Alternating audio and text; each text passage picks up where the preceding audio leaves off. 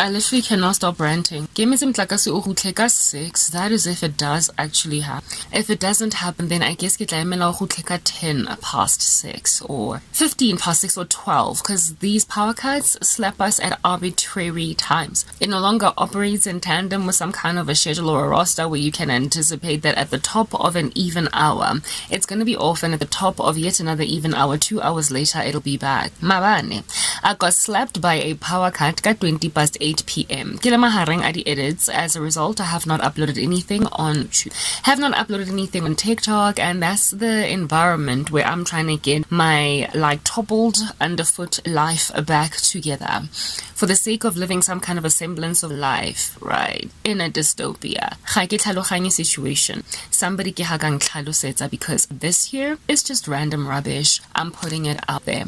This situation, given and granted that we can't plan around it, what kind of a future then do we have as a people? So our domestic worker o berekang mo jarateng, saddled lady that udula ko val mo adulang teng, despite up-to-date power bills, they get power cuts anything up to 3 months at a go. Yes, I said it. 3 months, no, not hours, not even days, but months. And I remember when she was telling us about the situation, where she states, how do you guys charge your phones? And she was like, everybody that has got a vehicle in the community that has got a USB port in it contributes to the charging of the phones of the community, and in turn, every so often, and I'm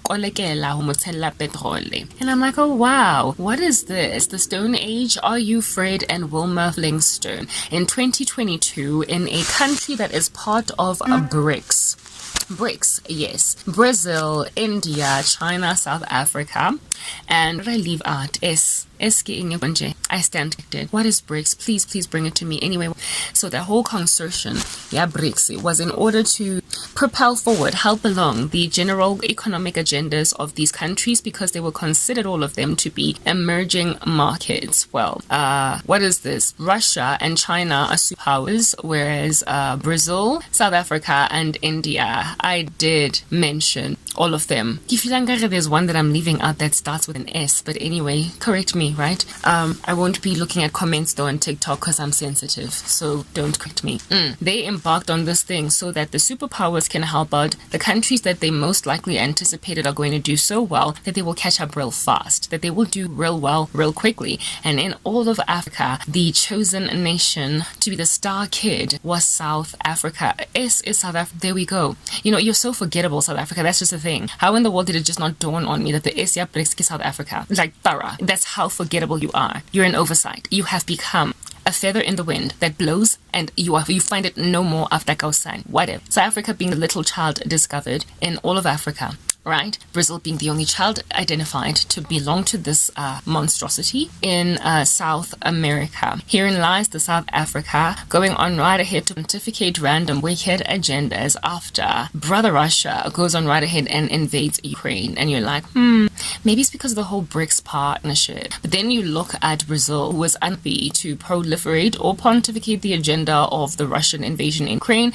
And so Brics looks like it's a little bit shaky. And because of that, Mr. Bolsonaro is now facing a little bit of backlash with rigged governmental elections type setup thing with some other dude. I don't even know if he won, but he was neck on neck in an eerie capacity. They're literally trying to oust him. They're trying to oust the guy by making some other dude win the election, even though he is obviously the clear favorite of the Brazilians, much like what happened with Donald Trump in the United States. Everybody knows that was rigged, but anyway, whatever, let's move on before they go and they strike me on YouTube for speaking such a thing as that. As soon as Bolsonaro spoke out against Russia, he was essentially threatened with being nullified by Brics. Not so much the whole country, but just the man, that he might just get programmed. Tells you millions of volumes of things that these countries are trying to do. So China and Russia are currently these megalomaniacal randos that wants to take over the world superpower. However, China and Russia are not particularly popular for being all free about the people. They are not in the business of letting people be. country. And so if you get a world superpower that is a little bit of a megalomaniac, what's going to happen is that the world is going to follow suit and everybody else is going to be a little bit of a control freak. And here it is that Bolsonaro wants to be the individual unique guy in the whole equation and says, I don't agree with what you did there in Ukraine. India, I think, decided to just kind of stay quiet, while South Africa literally pontificated in all of its arrogance and pomp, in the same way as it goes on right ahead to support a two-state solution and is pro-Palestine. God says he's going to judge any nation that goes up against Israel. Same thing that Naledi Pandemonium done spoken about Palestine and the two-state solution. Her president and all other different kinds of foreign ministries in this country went on right ahead to stand behind Vladimir Putin's random indiscretion in invading a sovereign land. So there it is that we have got our president basically pontificating the agenda of a megalomaniac, and you are wondering why we have got power cuts, numerous ones at that. Say 29, say 30, say 50, say 78, as if though you can prosper to create out of a 24-hour day 78 power cuts. Yeah, Chemo South Africa goes and does that, and you are wondering or asking yourself, why oh why my life thing is this emerging nation called South Africa not quite catching up, being a first world country despite having been boosted by two superpowers, i.e. China and Russia, to precisely get there sooner rather than later. They earmarked us for growth, but somewhere along the way they got super nefarious, and so in all of their wickedness they then were like, you know what we're going to rather try and do is coup the liberties of the world. So now Ramaphosa is standing like in concert with global catastrophe against everybody's better judgment, and Bolsonaro is basically facing being booted out as the president because he dared speak out against Russia and China, of which are clearly megalomaniacal. Vladimir Putin, of course, has got a little bit of a pomp machine like King Kong on a mountaintop bashing his chest syndrome in saying, I'm going to take it whether you like it or not. And we all know what China is like and how they just absolutely love to intimidate Taiwan.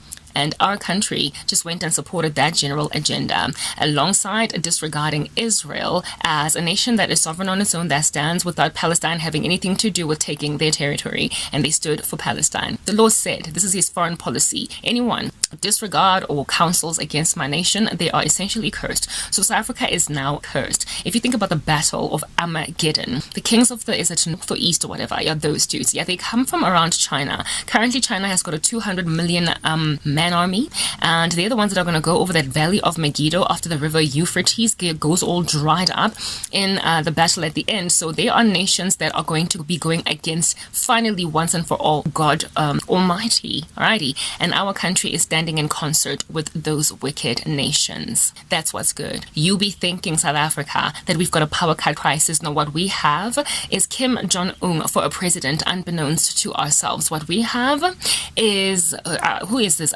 Jinping. No, not Kim Jong-un, that too, but what I wanted to say is President Xi Jinping. That okay? Alongside Vladimir Putin. They are our proverbial presidents. They are like the puppets behind the string of our president, and if Maposa does not do what is like regarded by these megalomaniacs, he's going to find himself strangely unwanted in the next election in favor of someone who's just going to get with the program. Yeah, well, if your nation is antichrist, my goodness, what are you doing thinking you're in a crisis? Rather anticipate yourselves as one that are in a dystopia. You are among the nations, South Africa, that are going to capitulate quite gladly to the mark of the beast, despite calling yourselves a Christian nation, because look at how you've made a saint of the living God with all of this intelligence and ability to indeed transform a general ecosystem. In squalor, you've made me live in squalor and persecuted me as a Christian, and yet you call yourself a Christian land. No, I'm sorry. You're like President Xi, who there in China is trying to write a communist version of the Bible and shove it down the throat of the underground church, or else. South Africa is living in a dystopia because that whole like conglomerated effort to come together under Brics is now rearing its ugly head. It wants what their ultimate goal was. It was never to first world country up Brazil or South Africa. It was to create out of the strongest economies in South America and Southern Africa, or Africa at large, into their little puppets, so they can finally once and for all make like Pinky and the Brain and take over the world. As megalomaniacal, freedomless countries that are going to one day come up against God in the battle of Armageddon. And you think we're not going, ha ha ha ha ha ha.